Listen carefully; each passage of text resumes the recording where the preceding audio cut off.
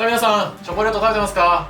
今日はですね、もう裏ごしを一切しない簡単に作るスイートポテト、こちらの作り方を紹介したいと思います。ぜひ最後まで見て作り上がってください。では行きましょう。お願いします。はい、これ今日使う型なんですけど、パウンド型ですね。パウンド型に紙を引いて、これで用意しておいてください。はい、これさつまいもなんですけど、皮を剥いてもらって、で、上と下ですね、落としといてください。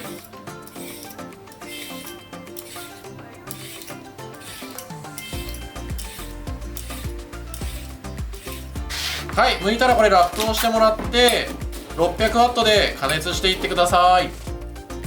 さあ、これ今チンしたんですけど、ちょっとこれ硬さチェックします。これぐらい、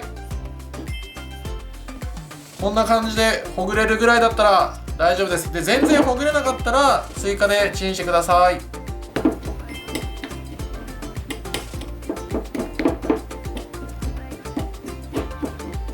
はい、これある程度ほぐれてきたら砂糖とか入れていくんですけど、これね、ポイント裏ごしいらないんで、もう全然こんな感じでいいですよ。で、もう滑らかにしたいんだったら裏ごししてもいいですけど、もう今回はしないで作っていきます。まず砂糖からですね。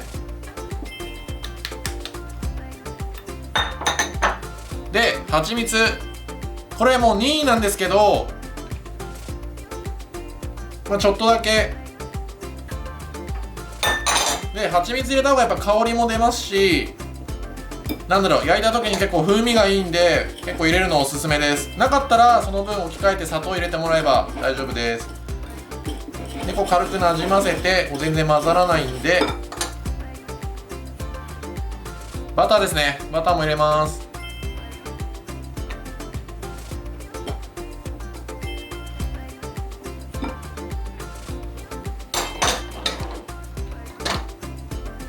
はい、でこれ芋があったかいんでバター溶けていくんですけど、バターがすごい硬くない方がいいと思います。混ざりやすいと思います。はい、これある程度ペーストみたいにこうやってなってきたら生クリームですね。生クリーム入れます。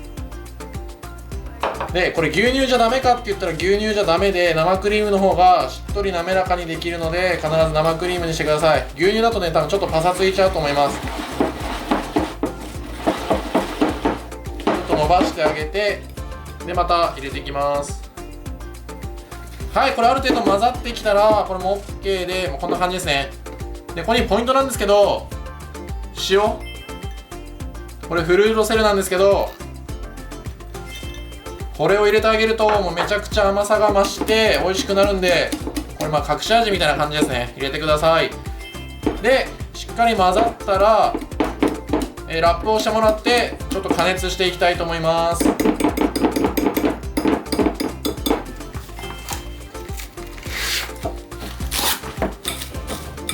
はい、これさっきチンしたことによってこれで滑らかに混ぜやすくなってるんで、もし滑らかにしたかったらもうここでしっかり混ぜてください。そうするとつぶつぶなくなってしっかり滑らかになります。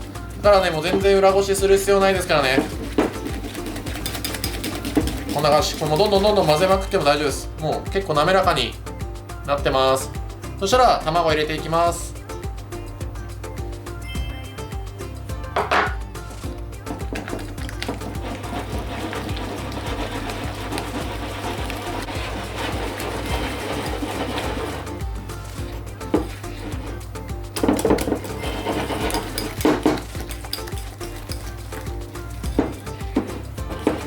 はい、しっかり混ざりました。これね、ちょっと塊あるんですけど、この方がホクホク感あって僕は好きなんで、このままやっていきます。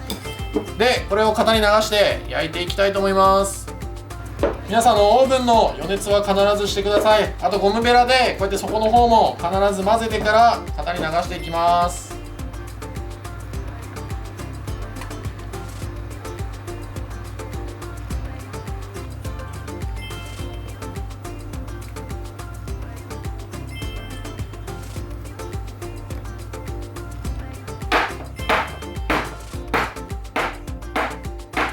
はい、これ本当はもう焼くだけなんですけど、これちょっと任意で卵黄ですね、これ表面にちょっと塗ります。これ何かっていうと、焼き色をきれいにつけれるんで、軽く広げてこうやってフォークの模様をつけたいんですね。これ広げてからがいいかな。で卵黄があるところがしっかり焼き色が入るんで、まあ、最初はこうやってちょっと適当に広げて、見えますかね、こうやって模様をつけてあげる。はい、あとはこれも任意でちょっとだけごまを振って、これで焼いていきたいと思います。さあ焼けました。皆さんいい感じです。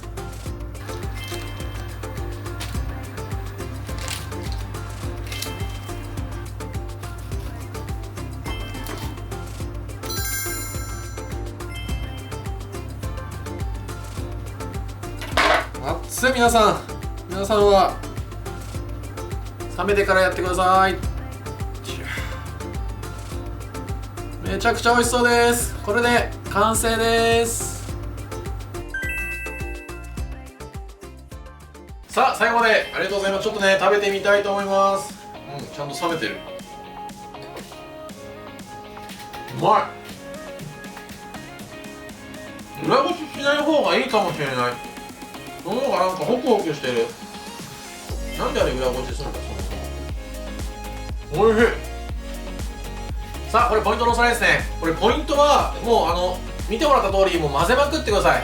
で加熱したと思うんですけど、加熱してこう柔らかさ見たじゃないですか。でぐらい柔らかくなかったらまた追加で加熱してください。ぐらい柔らかくないとこう混ぜれなくなっちゃうんで、多分お芋によってそれ違うと思うので、そこは調整してやってみてください。あとはねこれね多分ねバニラアイスとかのせるとめちゃくちゃ美味しいです。それやってみるといいと思います。バニラアイスのせてちょっと蜂蜜とかかけるとめちゃくちゃ美味しいので、それも試してやってみてください。今回も最後までありがとうございます。コメント、チャンネル登録ぜひお願いいたします。また皆さんに会えるのを楽しみにしております。また会いましょう。さよなら。